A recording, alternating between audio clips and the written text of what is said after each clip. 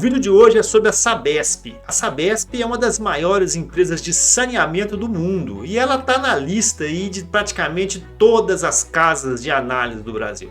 Todo mundo recomenda a compra de Sabesp, mas será que é isso mesmo? É uma boa empresa? Qual a situação econômico-financeira da Sabesp?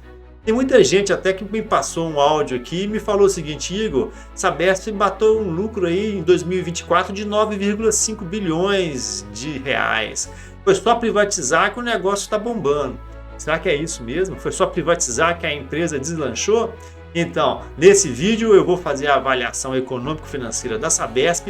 Vou contar um segredinho da Sabesp aí para vocês, viu? Por que a Sabesp teve esse lucro maravilhoso em 2024? E ao final do vídeo eu vou fazer uma confidência. Vou contar para vocês se a Sabesp faz parte ou não da minha carteira de investimento, ok? Dá um like logo aí para você não esquecer e bora pro vídeo.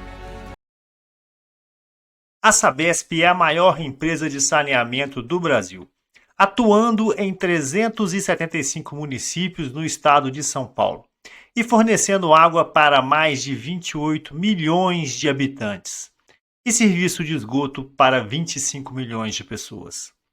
Operando como monopólio, a Sabesp possui demanda resiliente e histórico de reajustes tarifários adequados, o que garante alta previsibilidade de receita e margens de lucro satisfatórias. A empresa foi privatizada em 2024 e o estado de São Paulo passou a deter 18% da Sabesp, seguido da Equatorial com 15%.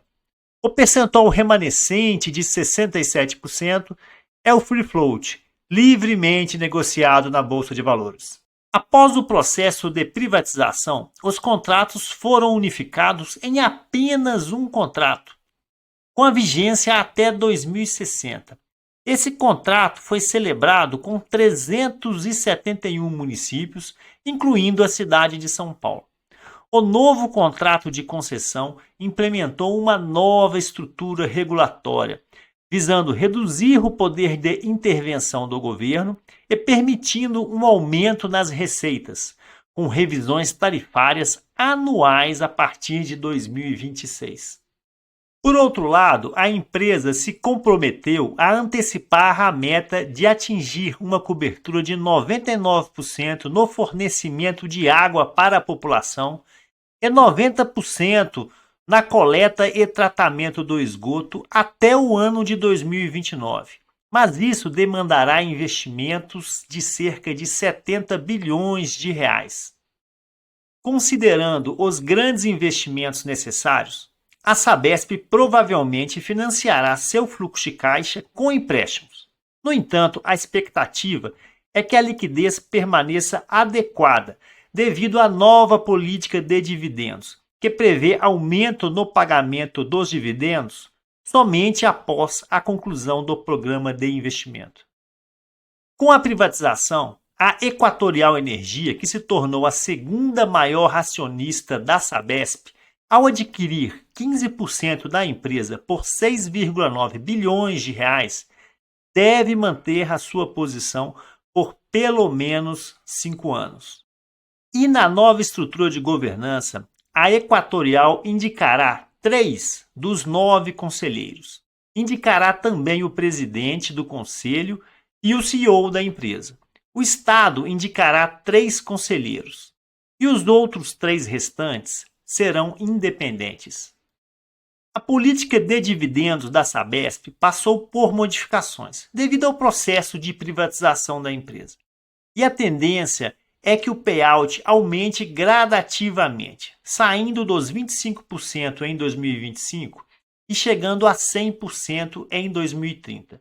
Mas para que isso ocorra, a Sabesp deve cumprir as metas de universalização dos serviços de saneamento básico.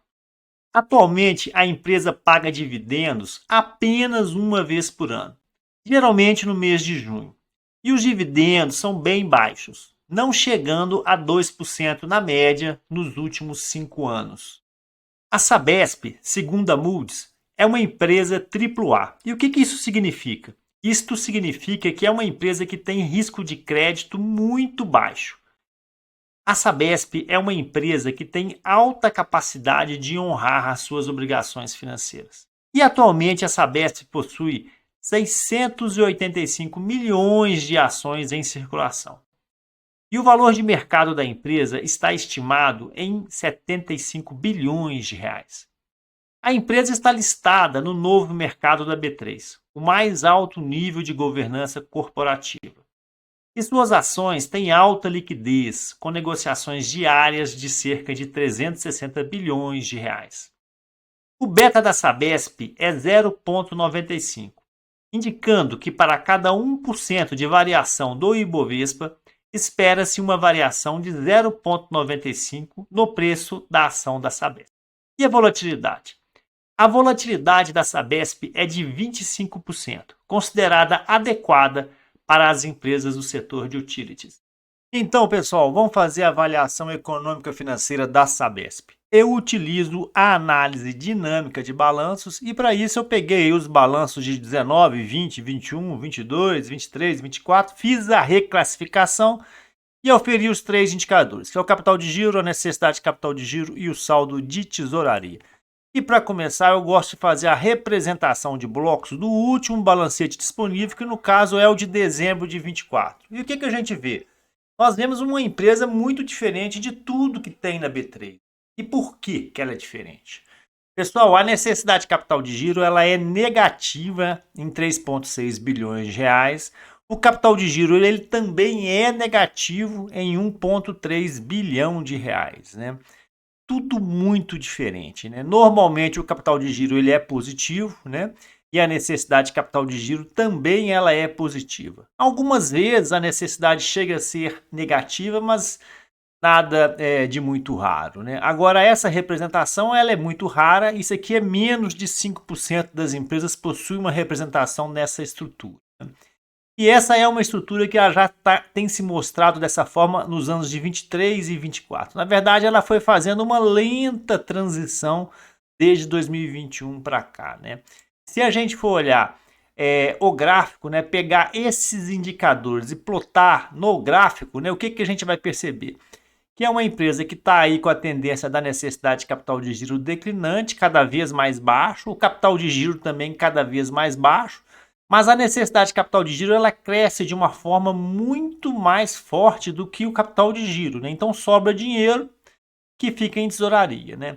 Essa diferença aqui, pessoal, da necessidade de capital de giro, que é a reta vermelha, para o capital de giro, que é a reta em azul, né? Esse A tá onde eu estou passando o mouse, ele vira dinheiro em caixa, ele vira tesouraria, ele vira essa diferença aqui, que é da linha zero, que ela começa aqui, né? Então, ou seja, esse dinheiro que está aqui entre as duas retas, né, entre a reta azul e a reta vermelha, ela vira dinheiro no saldo de tesouraria entre o zero, né, e o ponto mais íngreme da equação amarela, né? É uma situação muito diferente, né? A gente tem que tentar entender por que essa necessidade de capital de giro é negativa e por que o capital de giro ele é negativo. Mas isso a análise dinâmica vai nos mostrar. Bora lá começar então avaliar esses três indicadores pelo saldo de tesouraria, que é o mais simples. Então, pessoal, vamos dar uma olhadinha no saldo de tesouraria para ver qual que é a situação. Tá? É uma empresa bem líquida e essa situação de liquidez ela já persiste aí desde 2020, tá? Em 2024 ela está batendo aí 2,2 bilhões de reais de liquidez no curto prazo, então ela não tem nenhuma dificuldade para honrar os seus compromissos no curto prazo, né? Tem sim alguns empréstimos aqui na faixa de 3 bilhões de reais, né? Mas não é isso que compromete absolutamente a saúde financeira de curto prazo e o saldo de tesouraria da empresa, ok? Vamos dar uma olhadinha agora na conta do capital de giro próprio para ver se tem alguma surpresinha. Mas pessoal, antes de eu falar do capital de giro, eu quero falar sobre a DRE, porque vai ajudar vocês a entenderem qual é a estratégia que a Sabesp fez esse ano, tá? Aqui é o comparativo do faturamento de 23 com 24. A gente vai perceber o quê? Que o faturamento saiu de 25 bilhões e foi para 36. Subiu aí na faixa de 11 bilhões. Mas o custo não, pessoal. O custo saiu de 16 e foi para 16,6 bi, né? E as despesas operacionais saíram de 3,1 bi e foram para 4 bi. Então teve sim um incrementozinho pequenininho de custo e despesa, mas de jeito nenhum justificaria esse aumento de receita de 25 para 36, né? Quando a gente olha somente as demonstrações consolidadas, a gente não consegue entender qual é a composição da receita. E aí eu fui lá no site da Sabesp, puxei as informações e entrei, né? Peguei essa composição da receita líquida, né? E a gente percebe que a Sabesp utilizou esse conceito aqui do ativo financeiro, né? Lançou como receita 9,1 bilhões de reais, né? Então, pessoal, quando a gente vê esse faturamento aqui que sai de 25 e vai para 36, tá? 9 bilhões é o ativo financeiro, né? Mas o que é isso, né? Ela chama isso de ativo financeiro de indenização, que significa o quê?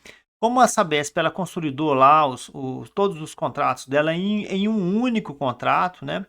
Esse contrato ele era valorizado e ficava lá no intangível, tá, pessoal? Ficava lá na conta capital de giro dentro do intangível, tá? Ficava aqui, ó, até mostrando para vocês. Ficava aqui nesse número aqui, 44 bilhões de reais. E aí o que ela fez? Ela reconheceu, né, pegou parte desse valor que estava no intangível e jogou aqui no ativo financeiro. Saiu do intangível e jogou no ativo financeiro, tá?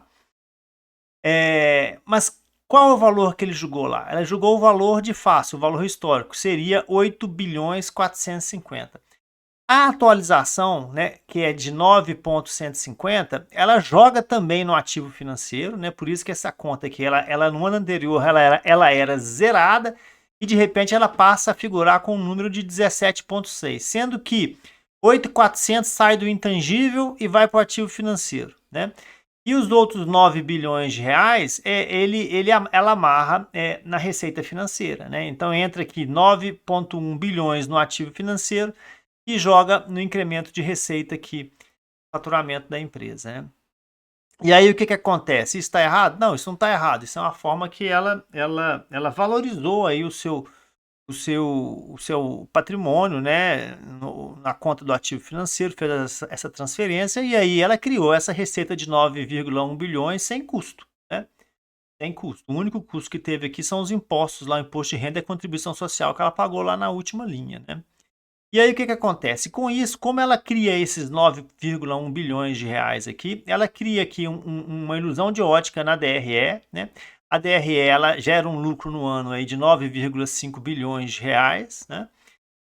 Sendo que aproximadamente aí uns 6 bilhões é dessa estratagema que eles fizeram aí de reconhecer o ativo financeiro, de reconhecer a atualização do IPCA sobre o ativo intangível que foi transferido para o ativo financeiro.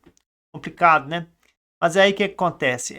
O que acontece nos finalmente é que o lucro ele fica inflado, né?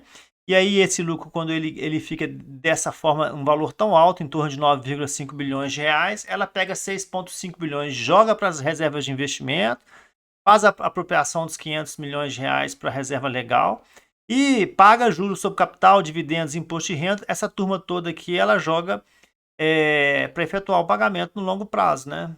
Então, ou seja, vai para a necessidade de capital de giro, né? Então, o que acontece?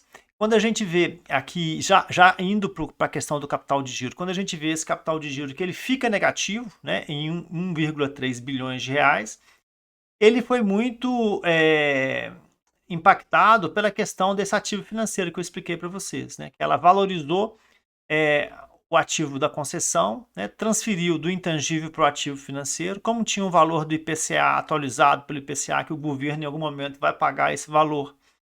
Ela lança na receita uma perna, né, das partidas dobradas e na outra perna ela lança aqui no ativo financeiro. E aí o que acontece? Esse bloco de contas aqui, as contas não cíclicas do ativo, né, ele sobe, né, ele fica mais alto, né? Mas como tem o efeito do lucro, né, porque como faturou mais, a empresa teve um lucro maior, sem custo, e aí parte desse dinheiro volta aqui para as reservas de investimento, por isso que as reservas de investimentos dão um pulo de 12,7 para 19, né? E aí entre mortos e feridos, o que adianta? O que significa? Que na parte de baixo ela aumentou em 9 bilhões, né? E na parte de cima ela aumentou em 7 bilhões, que seria as reservas de investimento mais a reserva legal, tá? Aqui também teve uma variação da reserva legal de 1,8 para 2,3. e aí fez com que o capital de giro dela ficasse negativo. Se ela não fizesse essa estratagema, o capital de giro dela estaria positivo hoje, em torno aí de 800 milhões, 1 bilhão de reais, né? E por outro lado também, ela não teria, né, esse vultoso lucro aqui de 9,5 bilhões de reais, né?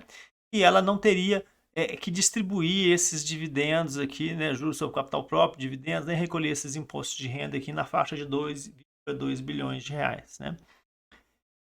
Então é isso. Na medida que ela fez isso, ela impactou tanto o capital de giro, né, como eu mostrei para vocês aqui, e ela impacta também a necessidade de capital de giro, porque os dividendos a pagar, o juros sobre capital próprio e os impostos, ele cai nessa conta aqui de outras obrigações, né? E aí, como essa conta ela sobe, né? E essas contas de baixo aqui, olha a mãozinha, quanto maior, melhor. Aí o que acontece? Esses 8,8 bilhões, eles são turbinados por um juros sobre capital próprio, sobre dividendos e sobre impostos que nem existem, né? Estão turbinados em 2,5 bilhões, né? E aí a necessidade de capital de giro, ela fica muito negativa. Se não fosse essa estratagema da Sabesp, a necessidade de capital de giro desse ano não estaria em 3,6 bi, e sim estaria na faixa de 1,2, 1,3, tá? E o capital de giro, né? O capital de giro, ele não estaria na faixa de 1,3 negativo, né? E sim estaria na faixa de 1 bilhão positivo. E ela fez isso tudo para quê? Ela fez isso tudo para poder fazer essa distribuição aqui, ó, de 2,5 bilhões de reais, né? Sobre capital próprio e dividendo. E aí ela realmente cria uma ilusão de ótica no resultado, né? No demonstrativo de resultado, ela cria uma ilusão de ótica no ativo, passivo, no juros, no capital de giro, da necessidade de capital de giro, e isso sem contar em todos os outros indicadores que a turma toda utiliza, aí está tudo distorcido, né? Isso tudo para pôr para fora 2,5 bilhões de reais, distribuir isso em dividendos.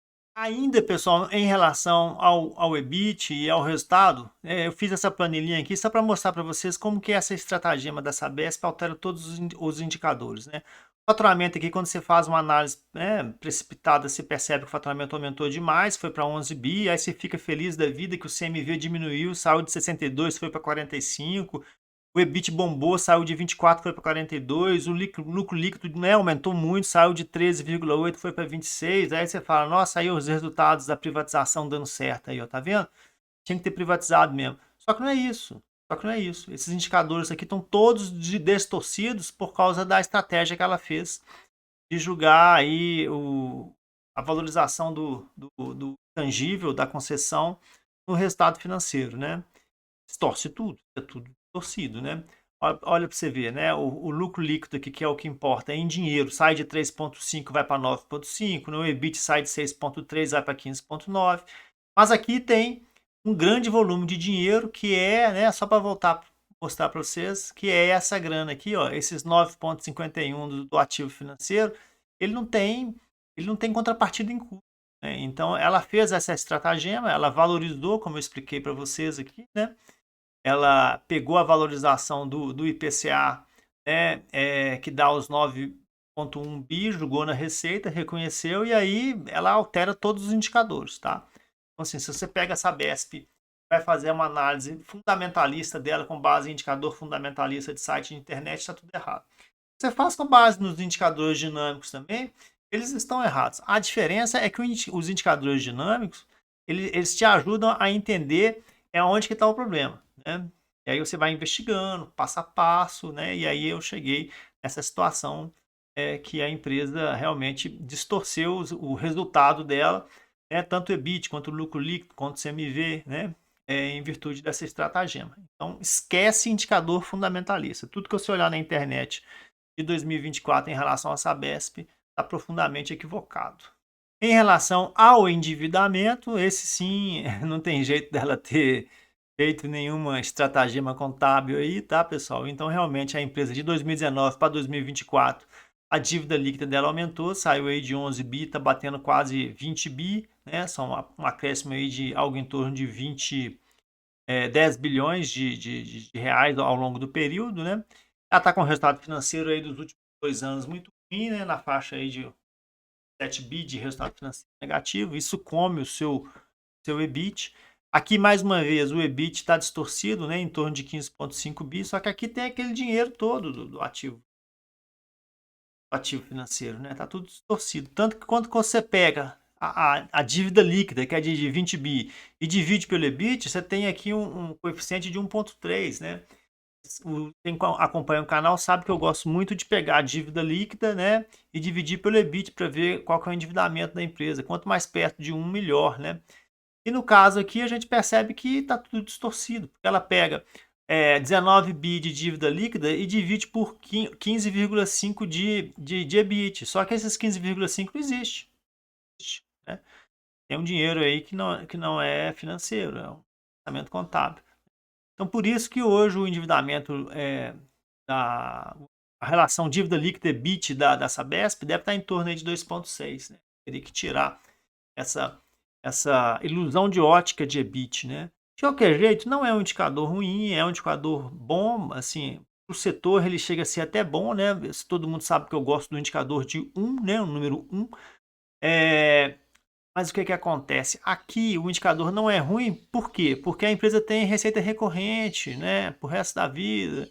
Ninguém consegue ficar livre da Sabesp, todo mundo precisa da água dela, todo mundo precisa do esgoto dela, então não tem muita alternativa, né? Por isso que eu acho razoável esse indicador. Bora lá, né, pessoal? E agora eu tenho que responder 3 perguntas, né? A primeira pergunta é qual a situação econômico-financeira da Sabesp. A segunda pergunta, o que ela fez para inflar o seu resultado, né, o seu lucro líquido no ano de 2024. E a terceira pergunta é se eu tenho a Sabesp na minha carteira, se eu acho que é uma boa alternativa comprar a Sabesp. Então, pessoal, vamos começar pela parte econômico-financeira, né? Em primeiro lugar, nós vimos que a Sabesp tem uma estrutura de capital muito diferenciada, muito rara, né? Necessidade de capital de giro negativa, capital de giro negativo e, claro, saldo de tesouraria tinha que ser positivo. O lado bom é que a necessidade de capital de giro é tão negativa, mas tão negativa, que compensa a falta de capital de giro da empresa, né? E nós temos uma empresa que tem aí um saldo de tesouraria na faixa de 2,3 bilhões de reais. Então é uma empresa líquida por curto prazo, bem tranquila, sem nenhum problema de insolvência, sem nenhum problema de liquidez, né?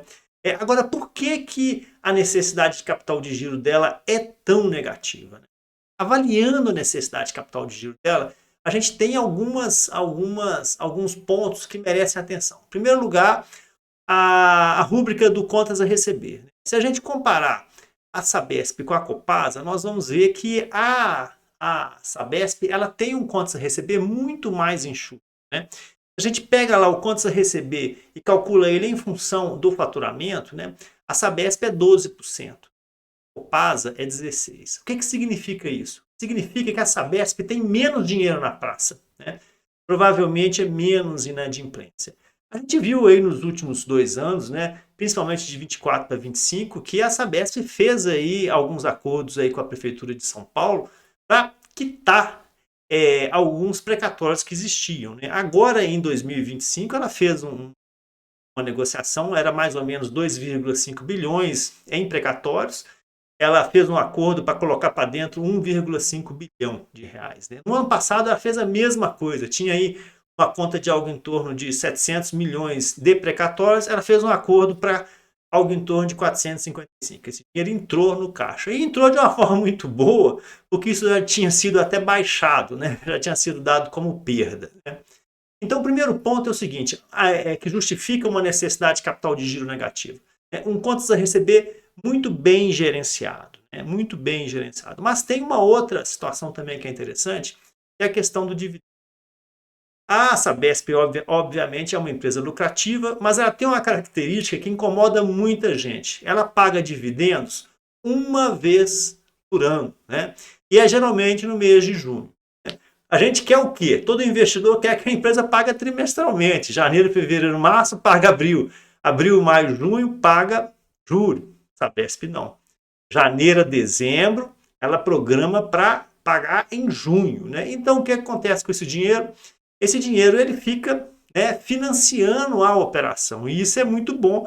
Isso ajuda a empresa a ter uma necessidade de capital de giro negativa, né? Você deve estar pensando assim, poxa, mas isso para nós é muito ruim. São interesses antagônicos aí no caso do pequeno investidor, do rentista, né? Aquela pessoa que precisa da renda passiva e da gestão financeira da empresa, né? Agora, em relação ao capital de giro, a gente tem outras situações. Vamos lá.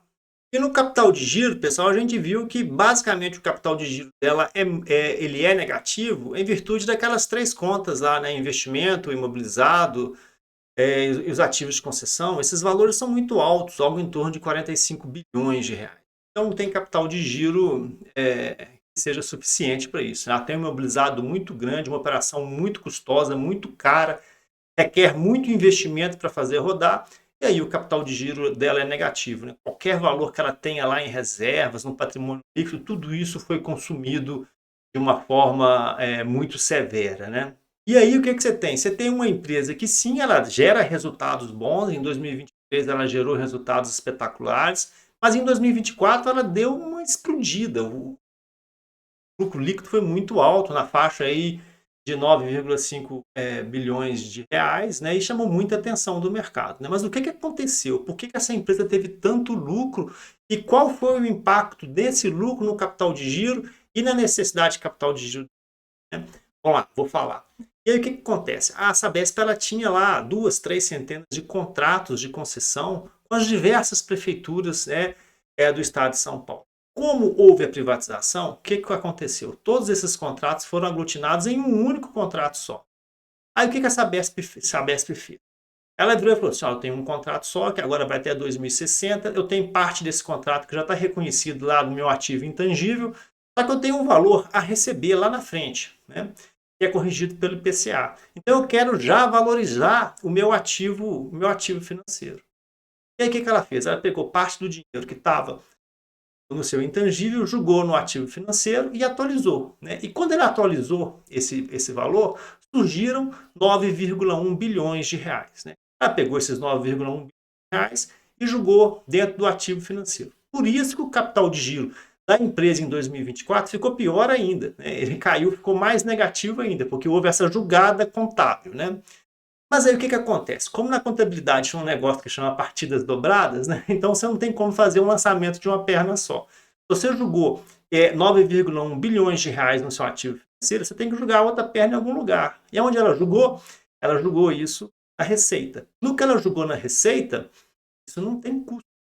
O que aconteceu? O EBIT explodiu, bateu lá os seus 45%, e o lucro líquido explodiu, bateu lá os seus 25%. Então, quando a gente olha a Sabesp, a gente vira e fala assim, nossa, que lucro, né? O que aconteceu com essa empresa de 2023 para 2024? Foi a privatização. Não foi, gente. Até que foi, né? Porque essa reavaliação do ativo financeiro, ela só aconteceu em virtude da privatização, né? A Sabesp não iria fazer essa estratégia contábil, né? E aí isso propiciou um lucro muito grande. Esse lucro muito grande, aí o que acontece? Você tem que parte desses recursos foram para as reservas de lucro, né? Foram para as reservas de investimento, né? Mais ou menos na faixa de 70%, e os outros 25%, 30% vão ser distribuídos, né? Na forma de juros sobre capital próprio, sobre dividendos e também os impostos que incidem sobre os dividendos, né? E aí o que acontece? No que ela fez isso? Ela tira dinheiro da empresa, distribui para os seus acionistas, né? E ela enfraqueceu o seu capital de giro, porque ela aumentou o seu ativo financeiro, então o seu capital de giro ficou mais fraco, né? E por outro lado, ela fez a conta de necessidade de capital de giro ficar mais negativa ainda, que é bom, né? Quanto mais você ter necessidade de capital de giro negativo, melhor. Mas por que ela ficou mais negativa? Porque aqueles 25% dos dividendos, ela joga no dividendos a pagar, para pagar junho do ano subsequente, né? A Sabesp paga dividendos uma vez ao ano, né? Junho. Então ela fecha de janeiro a dezembro, paga em junho do ano subsequente. Então, por um lado, ela enfraquece o seu capital de giro, né? Mas por outro lado, ela fortalece a sua necessidade de capital de giro negativo, né? Eu sei que é confuso, gente, é confuso. Às vezes eu mesmo me confundo. Mas a contabilidade é linda por isso, né? Então, o que acontece? Se você vai hoje, olha nos sites fundamentalistas, os indicadores da Sabesp, estão todos eles alterados. Por que está? Porque eles estão levando em consideração um lucro. Ele é fictício. Por que ele é fictício? Porque não tem custo ali, porque aquilo não necessariamente precisava ser feito esse ano, podia nunca ser feito, podia ter sido feito no ano passado. É alguma coisa que não é recorrente. Né? E aí, o que acontece? Você tem todos os indicadores distorcidos. Né? Mas, enfim, a Sabesp é uma boa empresa, o nível de endividamento dela está ok, né? Ela, por ser uma empresa de saneamento, ter receitas recorrentes, ela aceita um endividamento maior, mesmo se você tira, né, esse efeito do EBIT, você vai ter aí um endividamento na faixa de 2,5 vezes, né? A dívida líquida dito pelo EBIT dá algo em torno de 2,5 vezes, esse tipo de coisa. Então, sob o ponto de vista econômico, é uma empresa ok, beleza? É uma empresa ok. E em 2024 ela foi muito mais do que ok, mas em virtude de uma estratégia contábil. Né? Eu não gosto. Por quê que eu não gosto? Porque criou-se um lucro fictício, né? E parte desse lucro foi distribuído para os acionistas. E você tem uma empresa que atualmente precisa de muito dinheiro. Né?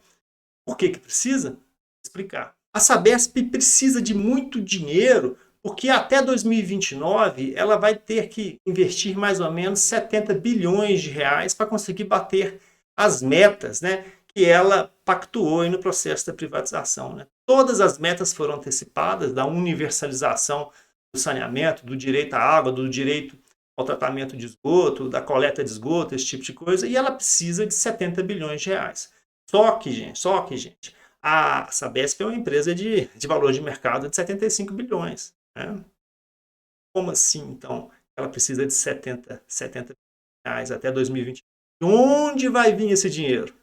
Gente, não tem segredo. O dinheiro só vem de 3 lugares. Do resultado operacional, okay? Dá para a Sabesp se autofinanciar até 2029 com dinheiro próprio? Não dá. Dinheiro vem de outras fontes. Follow on.